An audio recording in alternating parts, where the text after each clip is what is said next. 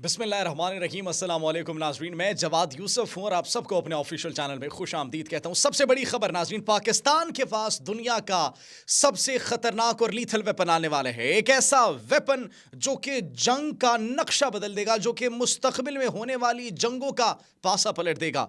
एक ऐसा खतरनाक और लीथल वेपन जिस पर हर मुल्क काम कर रहा है, लेकिन पाकिस्तान के पास ये फाइटर जेट, एक ऐसा फाइटर जेट जो कि तारीख को तब्दील कर देगा, मुस्तकबिल को तब्दील कर देगा, वो पहुंचने वाला है। सिर्फ ये नहीं नाज़रीन, बल्कि उस फाइटर जेट के साथ साथ फिफ्थ जनरेशन का भी एक स्टेल्थ फाइटर जेट पाकिस्तान बहुत जल्द पहुंचने वाला है।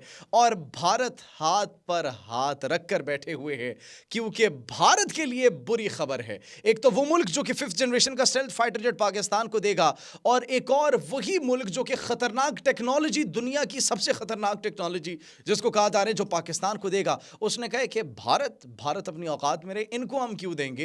ये पाकिस्तान के साथ फड्डा कर रहे हैं, पाकिस्तान के साथ जो मुल्क फड्डा करेगा हम तो उसे मुंह तक नहीं लगाएंगे। उन्हें फाइटर जेट देना तो दूर की बात नाज़रीन। सिर्फ ये नहीं, बल्कि भारत के लिए एक और बुरी खबर, बुरी खबरों का एक अंबार है, बुरी खबरों का समंदर है भारत के लिए। भारत की गर्दन को दबोच लिया है। किसने? बांग्लादेश ने। 7 रियासतों को सपोर्ट करना और अब भारत की चिकन नेक पर कब्जा करने की धमकी दे दी है बांग्लादेश ने।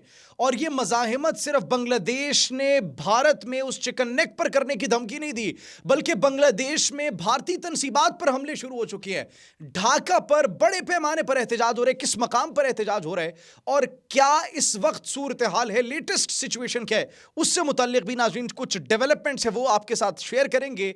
नाज़रीन, बांग्लादेश में नेशनल सिटीजन पार्टी एनसीपी के चीफ ऑर्गेनाइजर्स ने पूरे भारत को ललकार कर जो पैगाम दिया है, उससे दिल्ली लरज उठा है और बांग्लादेशी हाई कमिश्नर को बुलाकर एहतजाज रिकॉर्ड करवाया है। लेकिन डिस्पाइट ऑफ दैट बांग्लादेश पीछे हटने को तैयार नहीं है। बांग्लादेश की जानिब से जो पैगामात दिए गए हैं वो भी आज आपके साथ शेयर करेंगे। सबसे पहले नाज़रीन बात करते हैं, जो हमने आपको बताया एक खतरनाक तरीन वेपन पाकिस्तान के पास आने वाला है, एक ऐसी टेक्नोलॉजी जो कि मुस्तकबिल की जंगों का पासा पलट देगी। वो कौन सी टेक्नोलॉजी है नाज़रीन? एक बयान सामने आया है, और बयान आया है एक एक्सपर्ट का, दिफाई एक्सपर्ट का, टेक्नोलॉजिकल एक्सपर्ट का, और वो है तुर्किया का एक्सपर्ट। उनकी जानिब से, हालुक बैरक्तार की जानिब से ये बयान सामने, और वो ये कह रहे हैं कि हम अपने भाई ममालिक को प्रायोरिटीज देते हैं। हमने अपने भाई ममालिक को प्रायोरिटीज दी और उनमें पाकिस्तान शामिल है। हम अनमैन्ड फाइटर जेट्स जो हमने बनाए हैं, अनमैन्ड एरियल व्हीकल्स, वो हम पाकिस्तान को देंगे। हम भारत को तो बिल्कुल भी वो देने वाले नहीं है।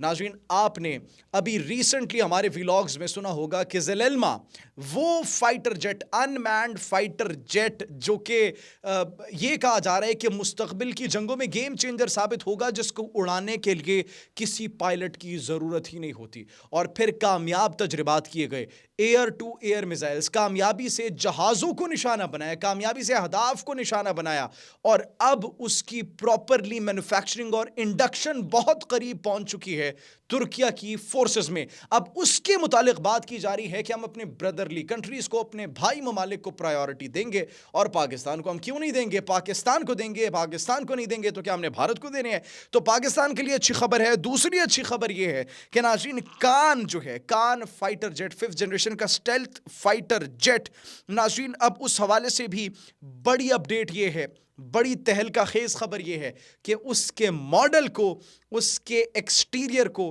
पूरी दुनिया के सामने दिखा दिया गया कि दिस इज कान फाइटर जेट। हमने आपको बताया था कि कान की मैन्युफैक्चरिंग 1 साल के अंदर 12 कान बनाए जाएंगे। कान फाइटर जेट, फिफ्थ जनरेशन के स्टेल्थ फाइटर जेट्स अब वो बनाना भी शुरू कर दिए गए हैं, और उसकी शेप को भी पूरी दुनिया के सामने दिखा दिया गया है। कान ये वो स्टेल्थ फाइटर जेट है नाज़रीन जिसकी स्पीड 1.8 से 2 माक तक, मतलब आवाज़ की रफ्तार से 2 गुना ज़्यादा इसकी रफ्तार है, और इसकी रेंज 1100 प्लस किलोमीटर है कॉम्बैट रेडियस की अगर बात करें। और इसके अंदर जदीद तरीन इंजन नस्ब है, आइसा रडार इसके अंदर मुराद अपना उनका नस्ब है।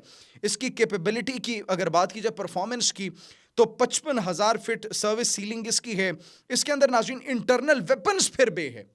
इसके अंदर जो हथियार नस्ब होते हैं वो अंदर, मतलब जो J-35 का जिस तरह से और J-50 के मॉडल्स, फिफ्थ और six generation stealth fighter jets के चाइना के जो हम मॉडल्स देख रहे हैं, जो कि पूरे कमांड और कंट्रोल सेंटर है, जिसके वेपन्स उनके अंदर, एक्सटीरियर पर नहीं, अंदर लगे होते हैं। इसके भी वेपन्स इसके अंदर, इंटरनल वेपन्स वे भी मौजूद हैं। एयर टू एयर मिसाइल्स भी इसके अंदर है और फिर एयर टू सरफेस मिसाइल्स भी इसके अंदर मौजूद हैं। और AI driven cockpit, artificial intelligence driven cockpit इसके अंदर मौजूद है। How lethal it would be. Pakistan पहुंचने वाले हैं नाज़रीन, मुबारक हो आप सबको। भारत के लिए तो अब बहुत बुरी खबर है ये कि Pakistan fifth generation stealth fighter jet हासिल कर रहा है, पाकिस्तान अनमैन्ड एरियल व्हीकल्स हासिल कर रहा है। हमें क्या मिल रहा है? भारत को जलालत मिल रही है और भारत को मुश्किलें मिल रही है। अब अगर उन 7 रियासतों की बात की जाए नाज़रीन, तो बांग्लादेश ने भारत को एक वाज़े पैगाम दे दिया है, खुली धमकी दे दी है नाज़रीन। 7 रियासतें, 7 सिस्टर स्टेट्स के ऊपर हमला करने की, उसको भारत से अलहदा करने की और वहां पर जो अलहदगी पसंद तंजीमें हैं उनको सपोर्ट करने की धमकी दी है बांग्लादेश ने। और बांग्लादेश ने यह कहा कि अरुणाचल प्रदेश, आसाम, मणिपुर, मेघालय, मिजोरम, नागालैंड, त्रिपुरा, ये जितनी भी अलहदगी पसंद तंजीमें यहाँ पर मुतहर्रिक है, हम उनको सपोर्ट करेंगे। बस बहुत हो गया। भारत ने बड़ी इन्फिल्ट्रेशन कर ली, भारत ने बांग्लादेश में बड़ी यहां पर अमन अमान की सूरत हाल को खराब कर लिया, भारत ने बड़ा इन्फ्लुएंस कर लिया, रॉ ने बड़ा इन्फ्लुएंस कर लिया। अब मजीद बर्दाश्त नहीं किया जाएगा। शेख हसीना वाजू जो कि भारत की गोद में अभी तक बैठी हुई है, जिसको भारत अभी तक सपोर्ट कर रहा है और ये सोच रहा है कि भारत री इन्वेस्टमेंट करेगा या फिर उसको रीलॉन्च करने की कोशिश करेगा, तो बांग्लादेश की आवाम ने सड़कों पर निकलकर उस रीलॉन्चिंग को भी जमीबोस कर दिया, उस बयानिए को दफन कर दिया है। भारत ने क्या किया है? भारत ने जितनी भी इन्वेस्टमेंट अपनी की, वो ये सोच रहा था कि हम इन्वेस्टमेंट करेंगे तो शायद अवाम हमारे हक में हो जाएगी। लेकिन what happened actually? March two Indian high commission के नाम से एक रैली निकाली जाती है ढाका में, और ढाका की आवाम में हजारों की तादाद में लोग उस रैली का हिस्सा बनते हैं और भारतीय हाई कमीशन सिफारत खाने के सामने जाकर एहतजाज करते हैं और भारत को यह पैगाम देते हैं कि इनफ इज इनफ, अब मजीद इन्फिल्ट्रेशन बर्दाश्त नहीं की जाएगी। हमें हमारे भाई से जितना मर्जी आपने बदगुमान करने की कोशिश की थी, जितना मर्जी अलहदा करने की कोशिश की थी, जितनी मर्जी नफरतें और अदावतें बढ़ाने की कोशिश की थी, अब हम सच जान चुके हैं, अब हम हकीकत जान चुके हैं। अब हम मजीद आपकी बातों में आने वाले नहीं है, अब हम मजीद उस प्रोपेगेंडे का हिस्सा नहीं बनेंगे, अब हम मजीद उस झूठ का हिस्सा नहीं बनेंगे, अब हम मजीद उस तारीख का हिस्सा नहीं बनेंगे जिसको गलत तरीके से दर्ज किया गया, लिखा गया किताबों में और हमारे भाइयों को हमारे सामने लाकर खड़ा कर दिया गया। अब हम उस तारीख को भी रद्द करते हैं, अब हम एक नई तारीख लिखेंगे, क्योंकि हम कल भी पाकिस्तान का हिस्सा थे और हम आज भी पाकिस्तान का हिस्सा है। सिर्फ ये नहीं नाज़रीन, बल्कि भारत के लिए एक और बुरी खबर ये है कि भारत में जब बांग्लादेश के हाई कमिश्नर को बुलाकर एहतजाज रिकॉर्ड करवाया जाता है, तो उसके बावजूद बांग्लादेश अपने मौक़िफ़ पर डटकर खड़ा था। और डटकर सिर्फ नहीं खड़ा था नाज़रीन, बल्कि उनकी जानिब से जो बयानात जारी किए गए थे, what were actually the statements that were given by the Bengali leaders. जो नेशनल सिटीजन पार्टी एनसीपी के लीडर है, चीफ ऑर्गेनाइजर है हसनात अब्दुल्ला, उसने नाज़रीन भारत को यह धमकी दी थी। और नाज़रीन सिर्फ ये नहीं, बल्कि भारत के बांग्लादेशी शहरियों की सरहद पार हलाकतों में मुलव्वस होने का इंकिशाफ भी किया। और इंकिशाफ करते हुए उन्होंने ये कहा कि बांग्लादेश की खुद मुख्तारी और इंसानी हुकूक पामाल हुए तो बांग्लादेश सख्त जवाब देगा। That is what Bangladesh is saying right now to India, जिसकी वजह से दिल्ली सरकार लरज उठी है और मोदी को ये समझ नहीं आ रही कि वो कहां पर भागे। अरुणाचल प्रदेश को जांगलान डिक्लेयर कर दिया चाइना ने, नागालैंड ने अपना कॉन्स्टिट्यूशन बना दिया, भारत को वो अपना हिस्सा मानते ही नहीं है, कहते हैं भाई एक अलग रियासत है।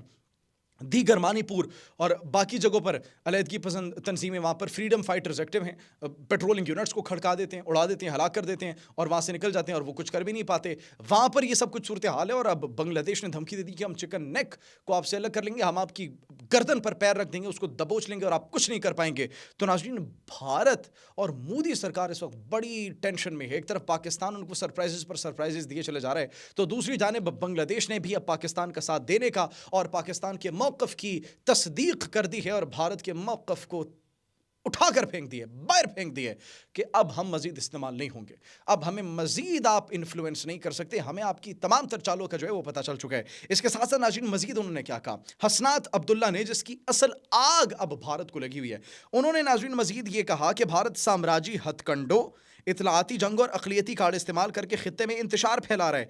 अदम इस्तेहकाम मुसल्लत करने की सूरत में मज़ाहिमत सरहद पार तक फैलाएंगे। What does that mean? अदम इस्तेहकाम पैदा करने की कोशिश की गई तो हम बांग्लादेश तक महदूद नहीं रहेंगे कि हम सिर्फ यहाँ पर मज़ाहिमत करें, हम सरहद पार भी मज़ाहिमत करेंगे। मतलब अब रेजिस्टेंस सिर्फ बांग्लादेश में नहीं होगी, अब रेजिस्टेंस भारत में भी होगी।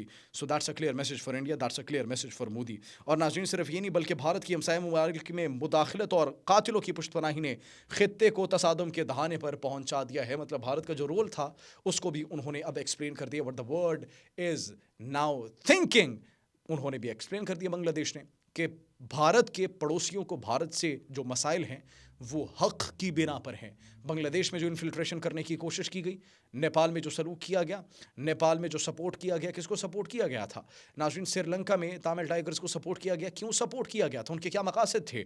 पाकिस्तान में जो इन्फ्लुएंस है, पाकिस्तान में दहशतगर्दी को इन्फिल्ट्रेट करने की जो कोशिश की जा रही है और कुछ ग्रुप्स को इन्फ्लुएंस कर रहे हैं और कुछ ग्रुप्स एक्टिव हैं जिनके खिलाफ पाकिस्तानी फौज और पाकिस्तानी सोशल मीडिया पर सार्फिन डट कर खड़े हैं और उनको एलिमिनेट कर रहे हैं। तो उनके ताने बाने कहाँ से मिलते हैं? ईरान के अंदर नेटवर्क्स पकड़े जाते हैं, स्पाई नेटवर्क्स पकड़े जाते हैं, कहाँ के पकड़े जाते हैं? तो अब नाज़रीन, भारत का जो चेहरा है वो पूरी दुनिया के सामने आया हो चुका है और भारत के लिए मुश्किलात मजीद बढ़ चुकी हैं। आप इस बारे में क्या सोचते हैं? कमेंट सेक्शन में अपनी कीमती राय से ज़रूर आगाह कीजिएगा। अपना बहुत ख्याल रखिए। अल्लाह निगहबान।